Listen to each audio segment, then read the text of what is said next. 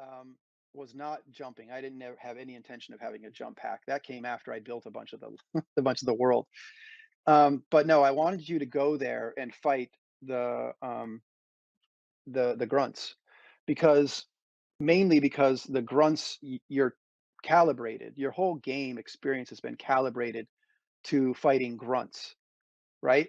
And so if you go to Zen and then you see the aliens wiping out grunts, then you're gonna realize that the aliens in their own planet are much stronger than the grunts that you've been struggling with, and that would give you a sense of fear, and that dynamic I think would be very valuable, right? Like I had all plans for this too, and it was all, I wrote up a bunch of stuff. I built a shitload of prototypes, and with the end boss, I built a bunch of rings. So that Nyalanth, the way the Nyalanth looks now, that used to be a really large, scaled up.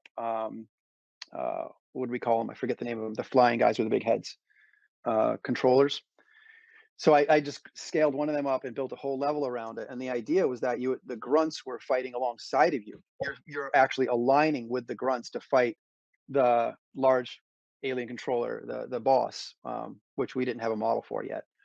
And he would be wiping out, just vaporizing grunts in, some kind of presentable way. And always thought like steaming boots would be wild if he just shot out a beam and you saw some steaming boots or something like that. Anyway, the idea was that you would see this boss creature just wiping out grunts that gave you a struggle, and you would realize how powerful these things were. And that mood I thought would have been really cool to play on, but there was just no support. Like I literally built the alien world by myself, and then like Randy took some of the geometry and built a Gonarch. Or no, I think Randy took some of my geometry and roughed in the Gonarchs, but Dario worked on it too, I think, according to his documentary. So that's the one part of the alien world that I didn't do directly, all of it. Everything else was just solo, for better or worse.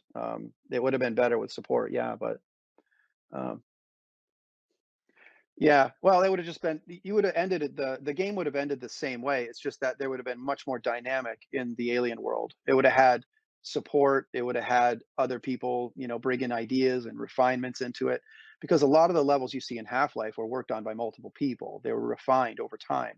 A lot of the levels like surface tension and the whole intro, pre and post disaster, a lot of that stuff I built long before the rest of the team started building that stuff.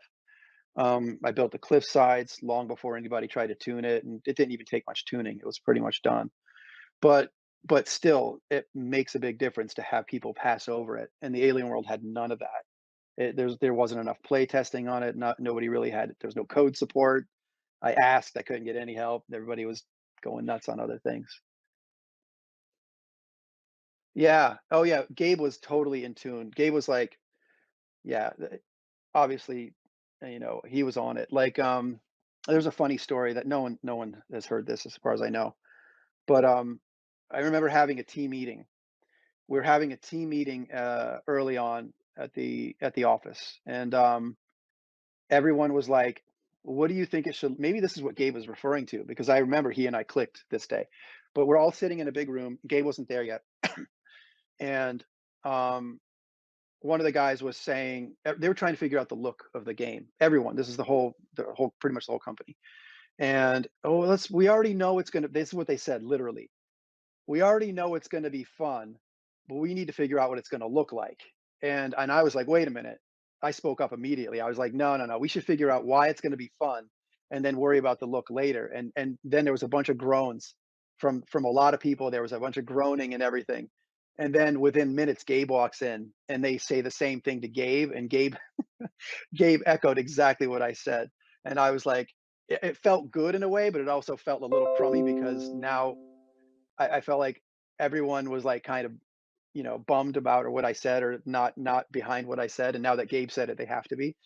But he was absolutely right. You have to figure out why the game should be fun first. Absolutely. Um, yeah, it's got to have a. I think your levels and your play should have a purpose, but don't get overly hung up on it. Like some of my favorite levels are just wacky. You guys remember Serious Sam? I don't know the first thing about the story of Serious Sam, but I love playing that game. It was a lot of fun. or Redneck Rampage or any of those games are silly, but they're for me, they're brilliant. Let's see. Uh, Black Starry Ski. Yeah, that sounds like it. Yeah. The the it sounds like the initial boss. I don't know where the hell that came from. And then so seeing screenshots like that just blows me away. Makes me remember a lot. And then Dario in his documentary stuff, he's posting pictures I'd never seen. Like there's a picture of me with long hair playing deathmatch, and I'm like, who took this picture? We were playing deathmatch. Who took it? And but he's got him, and it's trippy because I remember like, oh, I remember the plastic cup that I had for 2 years sitting on my desk, and I remember all the nonsense and all the stuff I used to have, and the clothes I was wearing, my computer with the stickers on it. Um, that's crazy. Oh, one of the reasons I have a memory of it because I kept journals. I think Dario did the same thing, but I didn't know this until the anniversary dinner when after we all recorded our segments, the whole team got together, almost the whole team got together at a nice restaurant for a dinner, and and Dario and I started talking, and he said he kept a journal, and I didn't know that. I told him I did too, and about everything. This is my first time on a plane, so I documented everything. And so, yeah, I have a lot of notes about conversations and uh, things that happened. Dario actually has them too. Like he's got some emails and um, yeah. Let's see. Hang on, I'm going to read some of these questions here. Yeah, so that's probably why my memory I've got some details in there, but talking to other people, seeing some of those images from Dario, it's like really has a way of jogging a lot of that because I'm kind of a lot like I guess what Gabe said is you don't really look back. I just I look back as only as a way to learn to propel myself forward. I don't really spend a lot of time back there. Yeah, so there's the sketches came out of the cabal. A lot of those, well, some of the early sketches were Ted's, and it's gonna be hard for me to explain which ones were which, but, um, a lot of the just black and white lined work was actually Kelly's a lot of Kelly's drawings, and like I said, I didn't know he could draw that well, but that guy's crazy, crazy talented.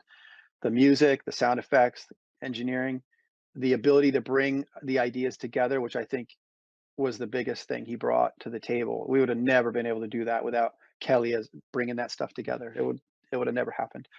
So if I had to vote for one person that was absolutely integral, uh, it'd be him. You need catalyst, and you need somebody who can spread that catalyst out, and that was Kelly. Kelly. Yeah, we went out to a dinner a couple weeks after we filmed the documentary. We all went out to a dinner, and it was great. Um, but yeah, I think Kelly did some voice acting, but I think that might be more like alien sounds. Um, yeah, there's a Ted's Ted's concept art really pushed me a lot. It was a brand new. I mean, I've designed levels and stuff like that, but now giving this opportunity, leaving school to take this opportunity, made it high stakes, a bit high stakes for me. And seeing Ted's artwork really raise the bar. I mean, set the bar.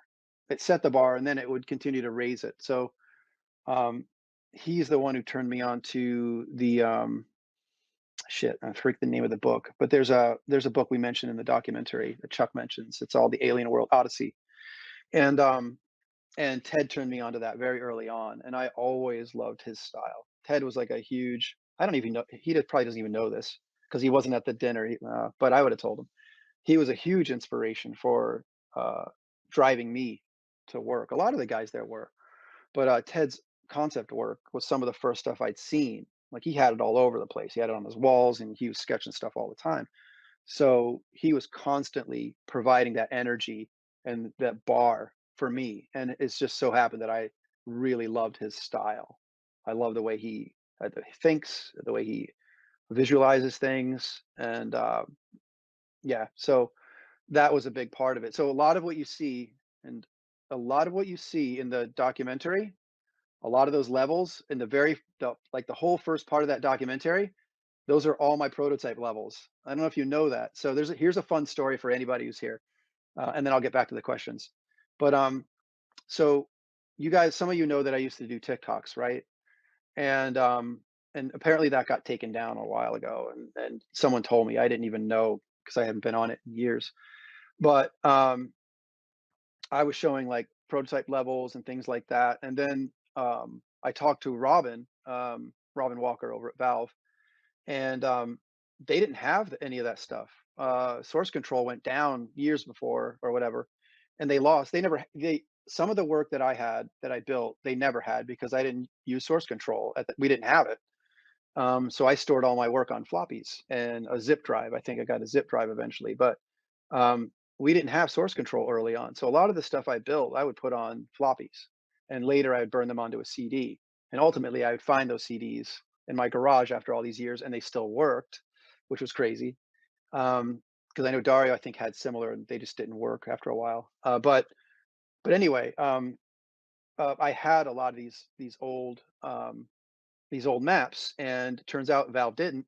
So I've been meaning to send them to Robin. I'm like, hey, I need to give you these maps so you have them, right? You guys need to have this. So I can't just I don't want to be the only guy who has this stuff just in case it's useful. And I remember Robin was saying, he was like, well, who knows if other people have some stuff. You're the only one we know right now who has it. But if anybody has some other stuff, maybe someday we can put it together and do something with it. And so, I did the interview thing with Tyler McVigar. It wasn't an interview. I was talking about a mod that was a really cool mod. But so I After they reached out and said, "Hey, do you want to be a part of this documentary?"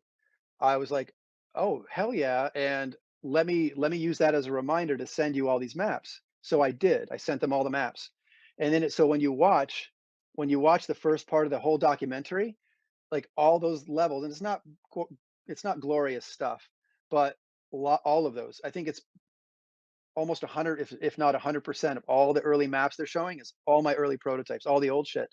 And it's a lot of it was built, big chunks of it were built directly from Ted's concept art. That's how old some of that shit is, because it's like, I mean, one of them was like a drawing he did that was like this big.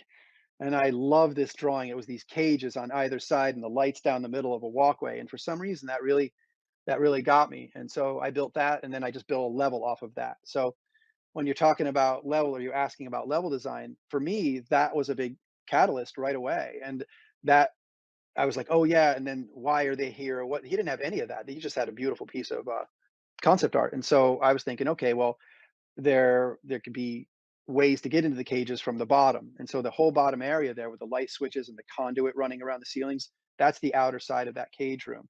And then there's an observation window, and then there's hallways. And so it all grew out of that piece of concept art by Ted early on. Is there any feature or monster you wish stayed in?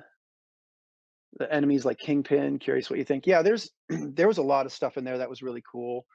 We had Stuka bats and all that stuff. But I'll tell you, a lot of stuff was cut, and they mentioned this in the documentary, so, to some degree, but a lot of stuff did get cut, and then a lot of monsters got cut. And then I remember because Ken was like, he took it upon himself to code a lot of those enemies. He was like, "Nope, I like this." I'm like, "Nope, you're not cutting that." And he would make an effort. He did. He got a lot of stuff in that would have been cut otherwise. The Vortigaunts being one of them. And but I don't have anything. I don't kind of look at it that way. That there was a monster that I wish got in. I look at it more like I wish we had more support on um, for something like Zen. That's kind of where my head goes, because I think we had enough. We had a really good consistency throughout, and because we didn't want to cut Zen, apparently, I suggested making it very short, but people liked it, and so we kept it the way it was. I would have said it would have been better to have some support there, and rather than I think we had enough enemies. We just didn't have any support. Like, we didn't have any other designers on it. Nobody else to go through it and do any other combat. It was solo pretty much. So that's probably where I would go with if there's something I think should have been in there. I would have rather gone that route rather than add another character somewhere. Uh, what game or piece of fiction do you wish more game devs took inspiration from? Oh man, you can go anywhere with that. I know I took a lot of mine from Akira, and it's funny that people are surprised to find that out. I'm like, what? It's not obvious. So much of the level design I did is based on Akira. At least, if I didn't build it directly, it was heavily inspired by. And I wanted all the effects too, like there's so much I wanted to do in Half-Life, and then I built in prototypes where the energy starts coming up from the ground, and then the pieces of the ground start breaking and floating up, and then spinning around. When Tetsuo goes all, off the rails. That's the kind of shit I like to see. I love that in games and design. Um, a lot of Japanese anime type stuff is just top notch for me. Oh, the tentacle animation, yeah. Well, that's how it started. Everything started rough, and you got to remember back then we nobody had seen it, including us, hadn't seen anything like that before. So the tentacle being off by a little bit, we were like, oh yeah, but we get the idea. You know, let's roll with it. Yeah, Ted and Chuck are well, they're two very different styles. Ted and Chuck's work of change your artwork style. Yeah, they're so different, and in so many ways they work well together, but they didn't always work out, right? Like, and that's true for everything. But it took some work to figure out how to get those to work together. I had a similar case with it when I worked on Dungeon Siege. We had an art team doing the world that was all using photo reference, and then we had an art director who was doing all the characters as hand drawn, and they did not fit together. That was a huge clash.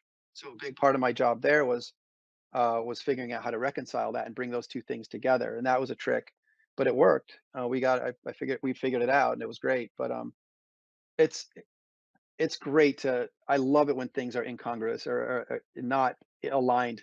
Sometimes that means that there's room to create something new.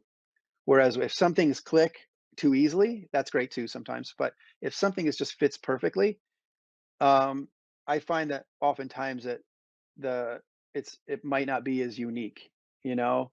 You might want a little more resistance. It's sort of like some people play their guitar with extra high action because they like to have a little fight. It sounds weird, but it's true. Some of my favorite players do this, and they don't need the buttery smooth playing. They want a little bit of resistance, so they have to think a little more about it, and it changes things, right? It improves your tone too, but anyway. Yeah, Half-Life for me was a I'm a huge Kurt Vonnegut's still my favorite author, and, although Patrick Rothfuss is close, he's probably yeah, he's I like Rothfuss as well. But anyway, um, Kurt Vonnegut is very dark humor for me, and I love it. So that was a big influence on why you see scientists crashing on elevators in Half-Life. And like one of the first things I did, like you see it in the documentary, like they were never meant to be part of the game, like the play. And we all played GoldenEye, and when I played GoldenEye and those scientists were able to run away and then disappear around a corner, I was like, "Nuh no, no, no, that's not happening." And and so I really wanted to uh, play with them and kind of abuse them in a way and see how far we wanted to push it. And so I had all kinds of fun messing with the scientists. And initially, that wasn't well received. I think I mentioned this in the documentary, but they didn't put it in. But a lot of that dark humor was not well received at all because, like you see in the documentary, Ken was like, he was like, "Oh yeah, everybody started messing with the scientists and putting them in their levels and doing different things." This is no, not everybody. No, nobody else was doing that. But you could see when he goes, "Ugh," that's the reaction he had because it was they weren't meant for that. And and that's okay. Part of making pushing the boundaries is to make things that don't exist or that weren't meant for this, and then rising to the occasion. Like, so when enough people started seeing this ridiculousness, this dark humor, this kind of violence toward the NPCs, it started to take. And I mentioned this in the documentary as well, but it didn't get in. They only put part of this in, and this was the level design review after a year. We had a first year, we had all the level designers in one room, and Gabe played our maps. And he turned around going, "We're gonna fail, we're gonna fail, we're gonna fail," after the first day because there was nothing grabbing him there. There was nothing that stood out. And then the second day, um, they played a lot of the stuff that had those interactions that I'm talking about, all the hacky stuff, the scientists reacting to breaking glass and guys running around and things jumping out. That's the work I did. It was all heavily scripted, all fake. It was all fake prototype, but it gave you the impression that it was real. And that's when the tables swung into like, hey, we can make something better. We can do a game that has way more interaction that nobody's ever seen before. That's where the lights went on. And that's why we didn't ship. because we saw what we could the potential future could be. And that's the kind of stuff I love to do. That's the stuff I continue to do throughout my whole career. That's all I do, and I love it. So let's see. The best thing I found being a team player, and I learned a lot since Valve, because at Valve I was not a great team player. At Valve I was like I was an isolated ball of energy, and I worked ridiculous hours. I got out of shape. My hair got really long, and I usually work out. I usually stay in shape, but not when I was doing that. I was doing 18+ hour days long before anybody else was doing 18-hour days. Like, me and Duncan would stay there longer than anyone. We lived there because we were learning. We were teaching ourselves how to do this because, the stakes were high. I left school, he moved from Texas, and, and, we wanted to push ourselves as hard as we could. So we lived in front of our computers and we worked, until I would go home when the computer fans started talking to me. Because when you've been up so long and strung out on coffee and everything, that the whisper from the fans sound like voices, like clearly they sound like voices, and you're just like, I need to go home. And then you just go back to your apartment, crash, and then you come right back the next day. So that was our life. And I wouldn't change it. It's totally unhealthy to do now. But then there was it wasn't even a thought to do anything else. That's just the way it was. And it was great. Um, but yeah, so that's I think where a lot of that deep thinking came from. And you're inspired. We're all creative people. You're synthesizing ideas from different parts that normally wouldn't come together. Like the whole I don't think we mentioned this in the documentary, but the whole going in and destroying something and coming out, that comes from a mod I played in Quake. That was never mandated by any design authority at Valve. That was never part of any big design or design direction by Mark or anybody else. That was built. I built that because I played a Quake mod that did that, and I played a lot of Quake mods back then, because I was learning. And there was I can't remember the name of it, but there was one of the ones I liked was Zerstorer mod, but there was another one where you actually go in, cause a bunch of nonsense, and then you have to escape. And everything, the levels you've seen are all the same layouts, but with modifications. So all of that stuff, pre and post disaster, I built very early on. In the documentary, I think David mentions that I built the beginning and John built everything afterwards, but that's just absolutely not true. I built all of this stuff afterward, long before the cabal existed. And it stuck. A lot of it stuck. Now that said, people we shared a lot of work. A lot of people would go back through and maybe either retexture something or add, like John added the nice cool lasers that cut the guy in half, which was brilliant. And then the microwave thing exploding in the microwave and the soda machines, and they tuned things up like that. But the whole concept of going in, causing a catastrophe and coming out was old. That was like that just came from prototyping. Why I left? Well, initially I didn't plan on staying in games, and I think had a similar thing. He was like, "Well, I'll go back and do whatever afterward." And for me, I was going to go back. A biochem major, so I wanted to go do R&D. And um, doing Half Life was for me exhausting. It was incredibly exhausting, psychologically, physically, and because that's what you do in your 20s, right? You just throw yourself at it as hard as you can and see what happens. And so I got done with that, and I was happy with the result, yeah, but I can't say I was thrilled by where we were, what we were doing, and how it felt. Um, so for me, I didn't know it at the time. I'd heard about burnout. People talked about burnout, but I was burnt out, and I just didn't know it. And it would take me a few years before I realized what that really meant. And so basically, I'm sitting there and I just wanted to keep going. People want to relax, take a break. I'm like, no, I want to work on the next Team Fortress. So I started building these crazy RTS, like first person RTS maps. And I still want to play them. They still don't exist. The game's like it. But I built something for what would have been TF back in 1999 now. I think it was starting in January. It could even been as early as December because I didn't stop. I just kept building. In a way, I was stuck. I was stuck in that mode. I just wanted to keep going and going. And so I built some TF maps where you had resources and you're fighting over each other's bases, and you have trains that to escort resources, and whatever stuff like that. And and then I was like, I just came to a point where it's like I don't know if I want to do this. It started to sink in. I'm not sure I want to do this.